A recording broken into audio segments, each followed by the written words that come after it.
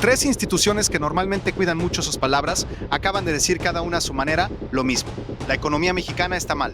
El Banco de México, el INEGI y la Bolsa Mexicana de Valores no son medios de oposición ni analistas con agenda política. Son las tres fuentes de información económica más sólidas y más respetadas del país. Y cuando las tres apuntan en la misma dirección al mismo tiempo, ignorarlo no es una opción. Lo que está pasando en la economía mexicana hoy no es una percepción, no es pesimismo, no es un tema de estadísticas frías que no te afectan. Es algo que ya está llegando a tu cartera, a tu trabajo y a tu vida cotidiana, aunque todavía no lo hayas conectado con los números que estas instituciones acaban de revelar. Pero hay algo que hace esta situación todavía más incómoda que las cifras en sí mismas. Hay una diferencia enorme entre lo que el gobierno ha estado diciendo sobre el estado de la economía y lo que los datos oficiales muestran ahora. Esa diferencia no es menor. Es la diferencia entre una narrativa construida para gestionar expectativas políticas y una realidad que los números ya no pueden disimular. Y la pregunta que eso abre es una que muchos mexicanos están empezando a hacerse en voz alta. ¿Cuánto tiempo más puede sostenerse esa distancia entre el discurso y los datos antes de que las consecuencias se vuelvan imposibles de manejar? Quédate hasta el final porque en los próximos minutos vas a entender exactamente qué dijeron el Banco de México, el INEGI y la Bolsa. ¿Qué significa cada uno de esos datos en términos que van más allá de los gráficos y los porcentajes?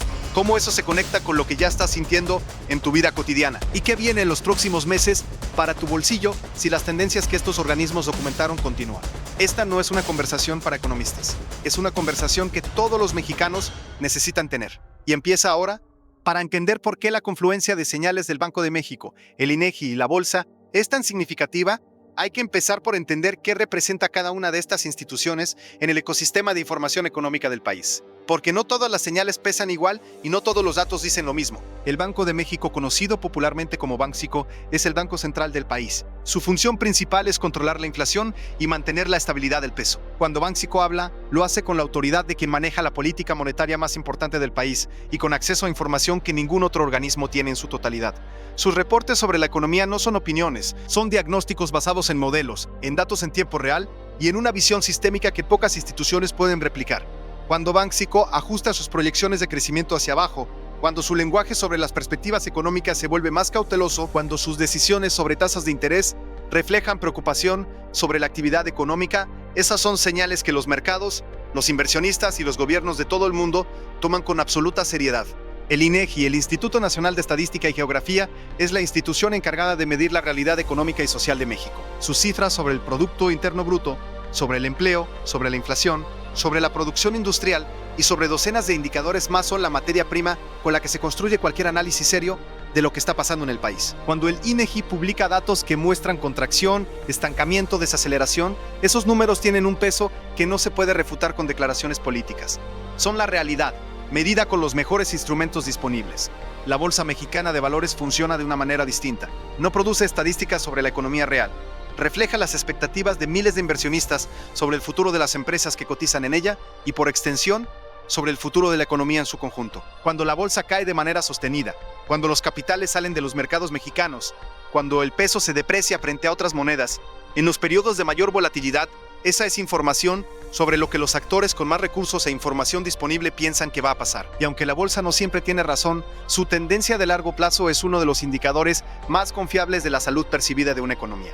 Cuando las tres hablan al mismo tiempo y dicen variantes de lo mismo, hay que escuchar. Lo que se está documentando desde estas tres fuentes, con distintos lenguajes y distintos niveles de detalle, es una economía mexicana que entró en una zona de dificultad que tiene varias causas simultáneas, ninguna de las cuales es fácil de resolver en el corto plazo. Entender esas causas es esencial para entender qué viene después, y por eso vamos a revisarlas una por una con el detalle que merecen.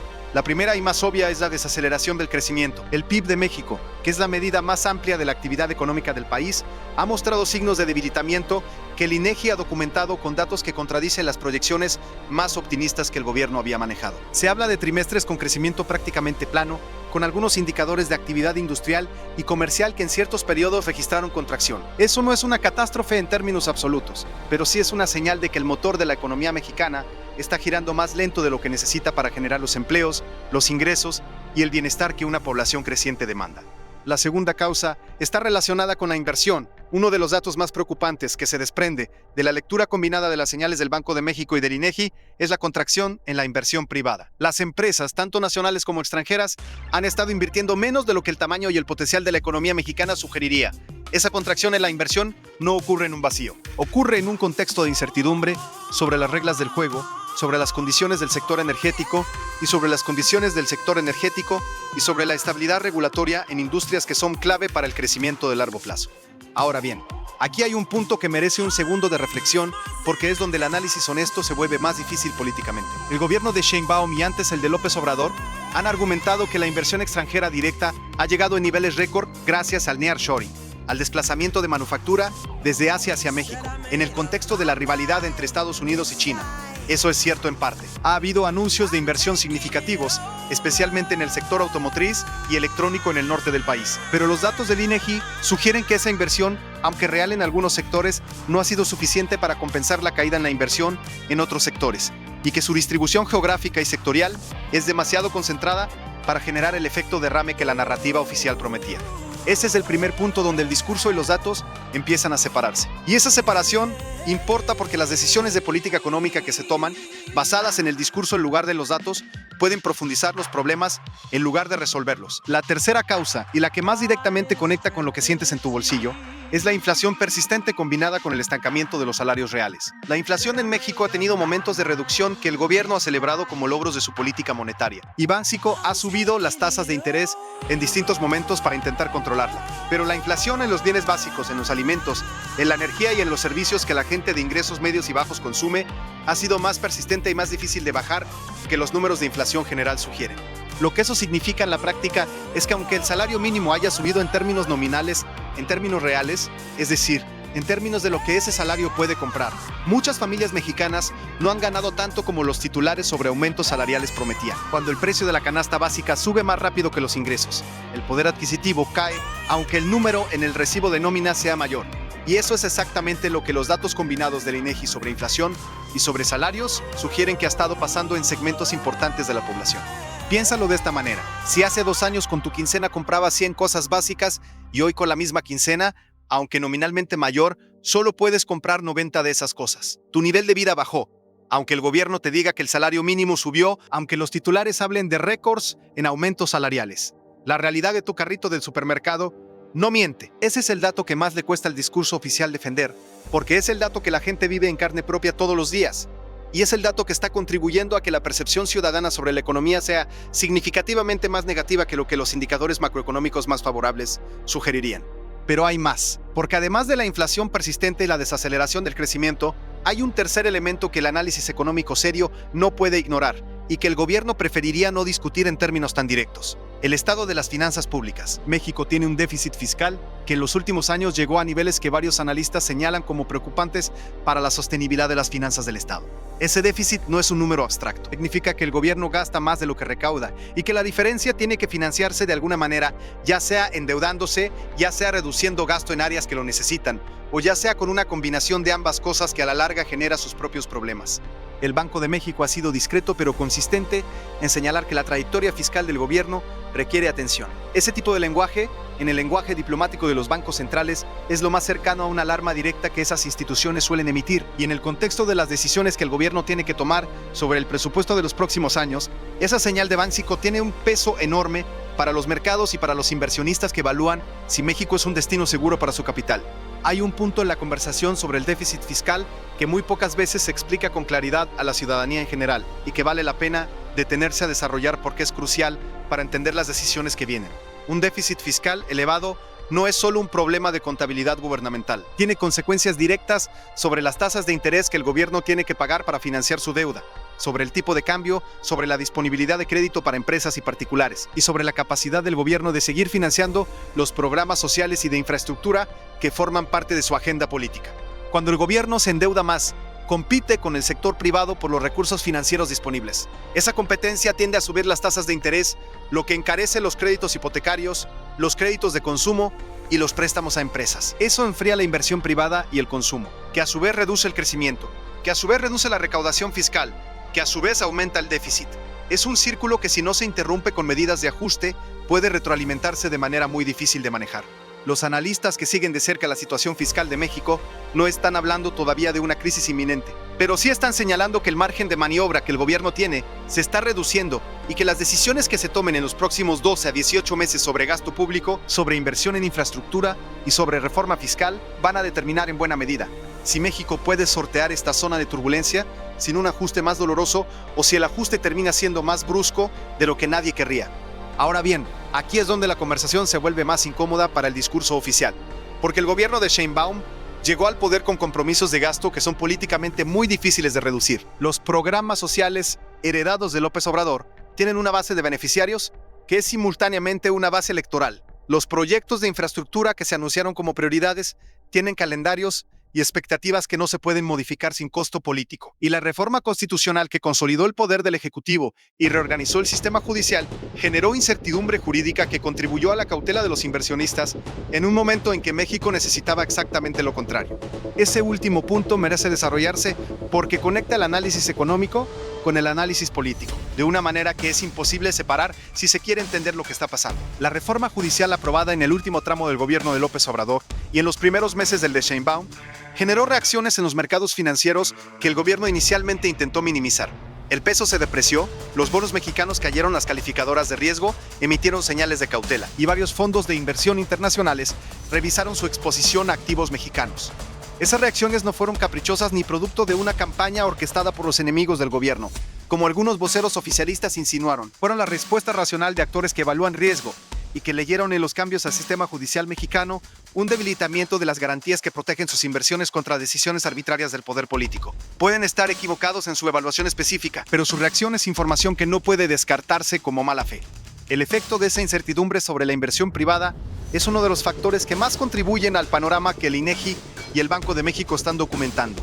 Y es también el factor sobre el que el gobierno tiene menos herramientas de respuesta en el corto plazo, porque revertir la percepción de riesgo que generó la reforma judicial requeriría o bien modificarla, que políticamente es prácticamente imposible, o bien demostrar con hechos concretos a lo largo del tiempo que el sistema judicial reformado funciona de manera predecible y justa para los inversionistas. Eso no ocurre en semanas, ocurre en años. Si ocurre, mientras tanto la economía real, la que vive la gente, tiene que procesar los efectos de esa incertidumbre. Y esos efectos no son abstractos. Cuando las empresas no invierten porque el entorno de certeza jurídica les preocupa, no crean empleos. Cuando no crean empleos, el mercado laboral se estanca o se deteriora. Cuando el mercado laboral se deteriora, los ingresos de los hogares se estancan o caen. Cuando los ingresos caen mientras la inflación sigue presente, el consumo de las familias se reduce. Cuando el consumo se reduce, las empresas venden menos. Cuando las empresas venden menos, sus resultados financieros empeoran. Cuando los resultados financieros empeoran, la bolsa lo refleja. Y cuando la bolsa lo refleja, de manera sostenida, esa señal llega a los medios, a los analistas y eventualmente al debate público como la confirmación de algo que millones de mexicanos ya estaban sintiendo en su vida cotidiana, sin poder ponerle nombre. Ese es el círculo que los datos de las tres instituciones están documentando, no en abstracto, en números concretos, en porcentajes de crecimiento que no se alcanzaron, en indicadores de confianza empresarial y del consumidor que cayeron, en un tipo de cambio que en ciertos periodos ha presionado el poder adquisitivo de quienes consumen bienes importados o quienes tienen deudas en dólares. Y ahora viene la pregunta, ¿qué más te importa? ¿Qué significa esto para tu bolsillo específicamente? Porque una cosa es entender los mecanismos macro y otra cosa es saber qué acciones concretas deberías considerar en tu vida financiera personal dado este panorama. Lo primero que hay que entender es que los efectos de una desaceleración económica no llegan de manera uniforme a todos los sectores de la población. Hay grupos que lo sienten de manera más inmediata y más dura, y hay grupos que tienen más colchones para absorber el impacto. Saber en qué categoría estás es el primer paso para tomar decisiones informadas. Si trabajas en el sector formal, con contrato, con seguridad social y en una empresa con cierta solidez financiera, tu exposición inmediata es relativamente manejable, aunque no inexistente. Los riesgos que enfrentas son principalmente la inflación persistente que reduce tu poder adquisitivo real, la posibilidad de que tu empresa postergue aumentos de sueldo o bonos ante la incertidumbre, y la eventualidad de que si la desaceleración se profundiza, tu empresa tome decisiones de ajuste de personal que te puedan afectar. Si trabajas en el sector informal, que en México representa alrededor de la mitad de la fuerza laboral, tu exposición es más directa y más inmediata. Los trabajadores informales no tienen los amortiguadores del contrato formal, de la liquidación garantizada ni del seguro de desempleo que en otros países existe. Su ingreso depende directamente del nivel de actividad económica. Y cuando esa actividad baja, sus ingresos bajan primero, y más abruptamente que los del sector formal. Si eres empresario, especialmente si tienes una pequeña o mediana empresa, el panorama que dibujan los datos es de cautela. La combinación de tasas de interés, que aunque han bajado siguen siendo históricamente elevadas, de un consumo que muestra signos de moderación y de costos operativos que la inflación ha elevado, crea un ambiente en el que mantener la rentabilidad requiere más esfuerzo y más eficiencia que en periodos de mayor crecimiento. Si tienes ahorros, inversiones o una cuenta de retiro, la situación del mercado financiero mexicano tiene implicaciones que dependen de dónde están colocados esos recursos. Los mercados de renta variable, básicamente la bolsa, han tenido periodos de volatilidad que para quienes están cercanos a la edad de retiro pueden ser preocupantes si su exposición a acciones es alta. Los instrumentos de renta fija, como los CETES o las inversiones en deuda gubernamental, ofrecen rendimientos que en este momento siguen siendo relativamente atractivos dado el nivel de tasas, pero que también están expuestos al riesgo fiscal que antes describimos. Hay algo muy importante que decir en este punto y que muchos análisis económicos omiten porque parece demasiado básico, pero que en momentos como este cobra una relevancia especial. El principal escudo que cualquier persona puede tener ante una desaceleración económica no es el tipo de inversión que tiene, es su nivel de deuda. Las familias y las empresas que llegan a un periodo de dificultad económica con bajos niveles de deuda tienen opciones. Las que llegan endeudadas, especialmente con deuda de corto plazo y altas tasas como las tarjetas de crédito o los créditos de nómina, tienen mucho menos margen de maniobra. Si hay algo que los datos actuales de la economía mexicana deberían motivarte a revisar en tu situación personal, es exactamente eso, el nivel y la composición de tu deuda. No para generar alarma, sino para que si hay algo que puedas hacer ahora para reducirla o reestructurarla en mejores condiciones, lo hagas antes de que las condiciones se vuelvan menos favorables. Volvamos al panorama macro, porque hay otro elemento que los datos de estas tres instituciones revelan y que pocas veces se analiza con la profundidad que merece: el comportamiento del tipo de cambio y sus implicaciones para la inflación futura.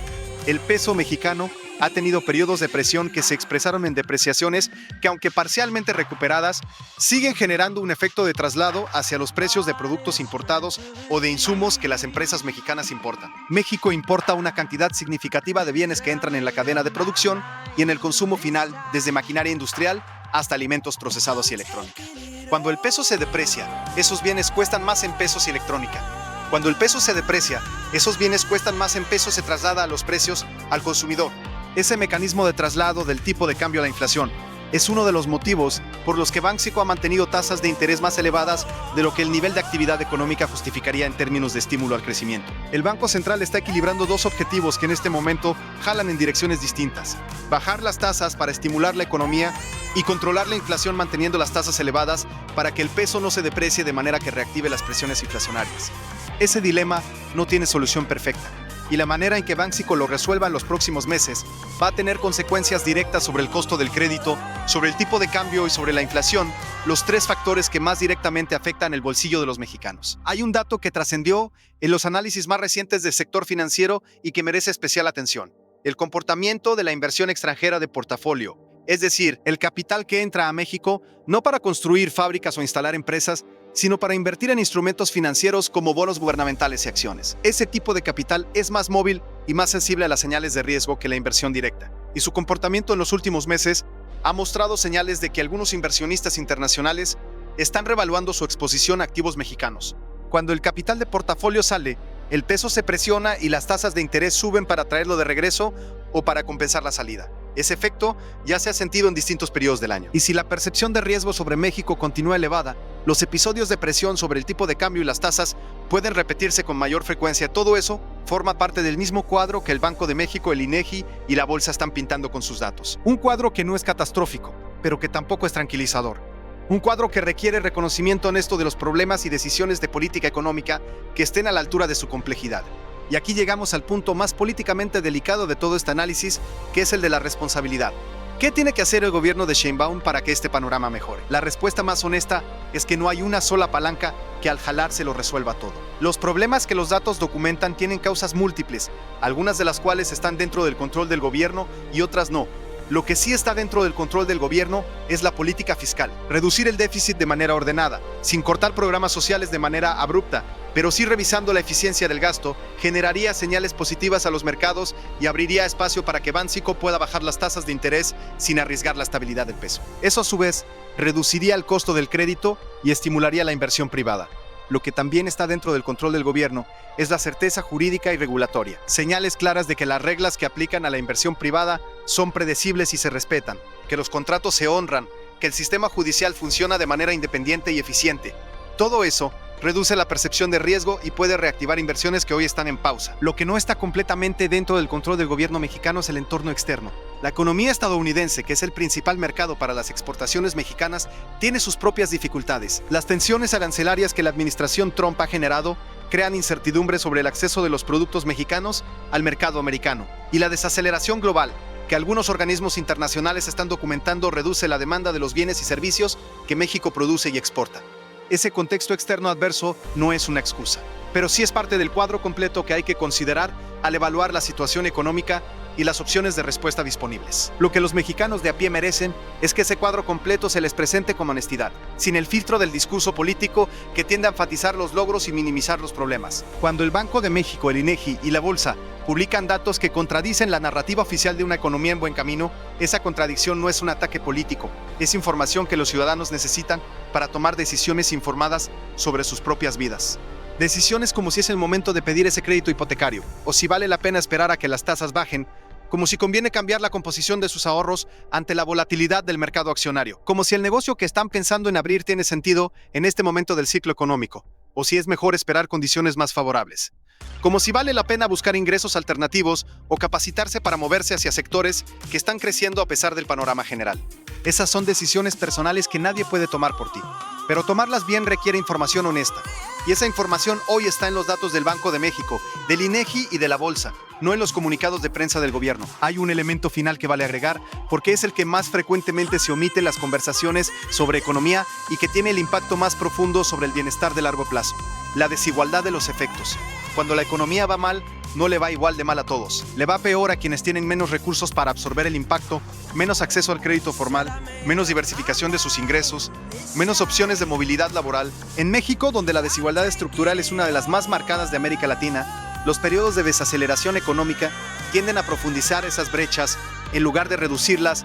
Eso significa que el costo de lo que los datos revelan no se distribuye de manera proporcional. Se concentra en los sectores que ya estaban en situación más vulnerable: trabajadores informales, microempresarios de bajos ingresos, familias que dependen de remesas enviadas desde Estados Unidos por familiares cuya situación laboral también está afectada por la desaceleración, y comunidades en regiones del país que no han podido conectarse a los flujos de inversión del nearshoring ni a los beneficios de la manufactura exportadora.